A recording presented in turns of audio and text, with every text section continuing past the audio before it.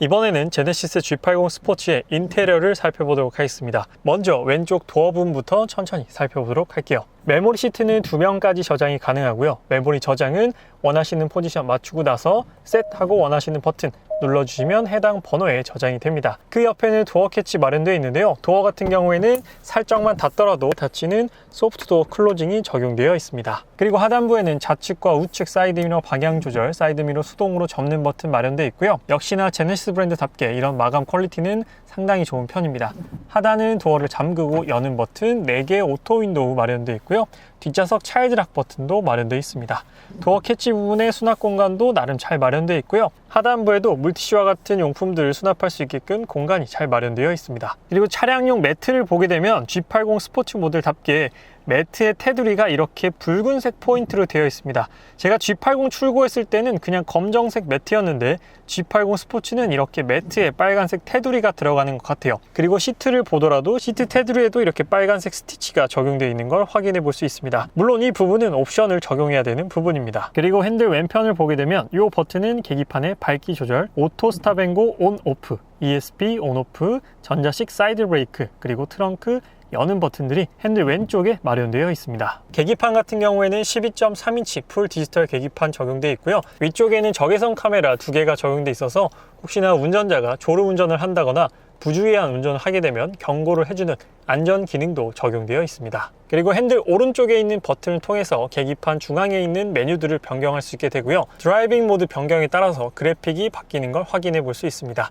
드라이빙 모드는 총 4가지가 지원이 되는데요. 컴포트, 스포츠, 스포츠 플러스, 커스텀 모드까지 이렇게 4가지 드라이빙 모드를 지원합니다. 이번엔 G80 스포츠에 새롭게 적용된 스포츠 타입 핸들을 살펴보도록 하겠습니다. 사실 이 핸들 디자인은 우리가 GV70 스포츠 패키지에서 먼저 접했던 핸들 디자인인데요. 그 디자인이 그대로 G80 스포츠에도 적용이 되었습니다. 핸들 디자인의 특징은 일단 3스포크 타입으로 되어 있고요. 기본 G80 모델보다는 조금 더 스포티함이 가미되어 있는 것이 특징이며 핸들 자체의 직경이 조금 더 작은 것이 특징입니다. 핸들의 직경은 성인 남자 손바닥으로 두 뼘이 안 되는 컴팩트한 사이즈를 가지고 있고요. 전체적으로 이렇게 레드라인 스티치가 많이 적용된 것을 확인해 볼 수 있습니다. 중앙 홈 부분도 그렇고요. 핸들 안쪽에도 빨간색 스티치로 마감을 해 놓은 것을 확인해 볼 수 있고요. 3시와 9시 방향은 타공 가죽으로 적용돼 있어서 핸들의 그립감을 조금 더 높여준다라는 것이 특징입니다. 그리고 핸들 왼편과 오른편에는 패들 시프트가 마련되어 있어요. 그리고 핸들 왼편에서는 인포테인먼트 시스템과 관련된 버튼들을 조작할 수 있게 되고요. 오른쪽에는 반자율 주행과 관련된 기능들을 조작할 수 있는 버튼이 마련되어 있습니다.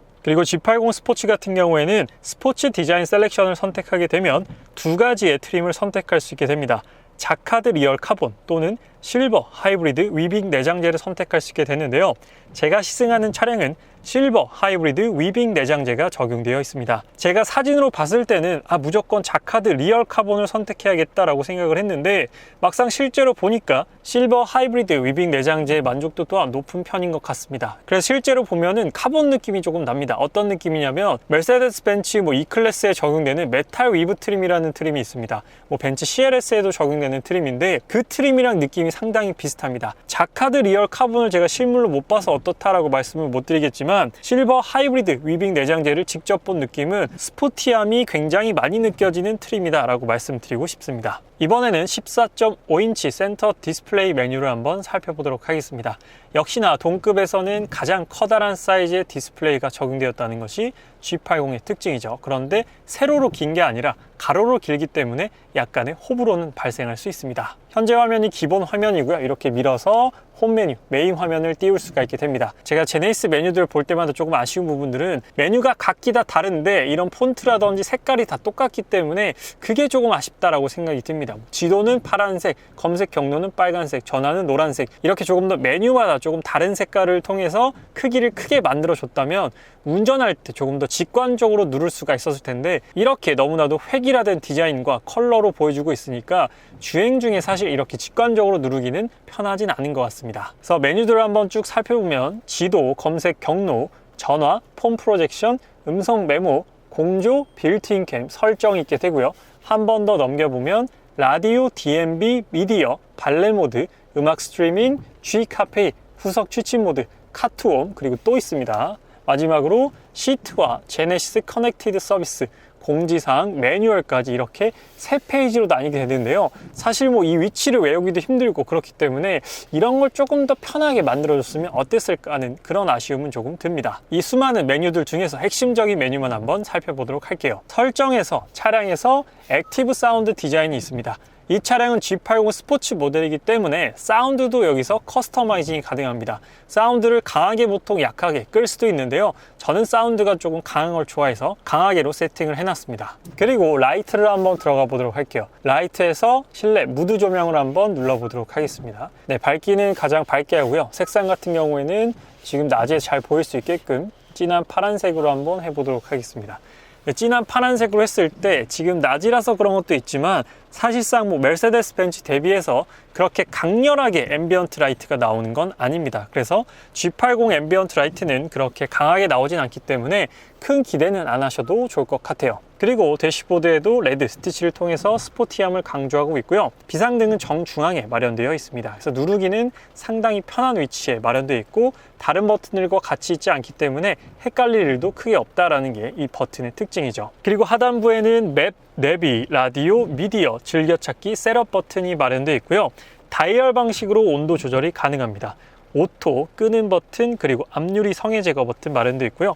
통풍 시트, 열선 시트 물론 마련되어 있고 열선 핸들과 공기청정 기능, 에어컨, 조수석, 열선과 통풍 시트 마련되어 있고 리어 버튼을 눌러보게 되면 뒷좌석에 있는 온도 조절까지도 가능하다라는 것이 특징입니다. 그리고 조수석 오른쪽에는 여기서도 물론 온도 조절을 독립적으로 사용할 수 있게 되고요.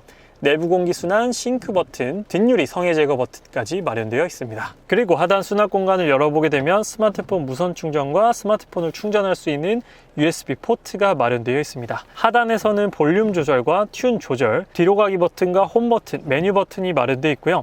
하단에서는 제네시스 컨트롤러가 마련되어 있습니다.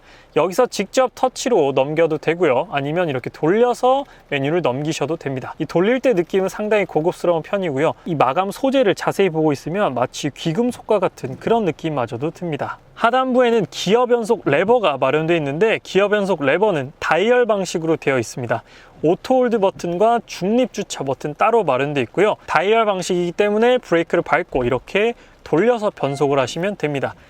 파킹 같은 경우에는 버튼을 눌러주시면 되고요. 그리고 컵홀더 커버링을 열어보게 되면 컵홀더는 동일한 사이즈의 컵홀더가 2개 마련되어 있습니다. 그래서 확실히 이 트림 자체는 우드 트림이나 다른 트림보다는 좀 더 스포티하면서 강인한 인상을 안겨준다는 게 보는 내내 제 시선을 끌었던 부분이고요.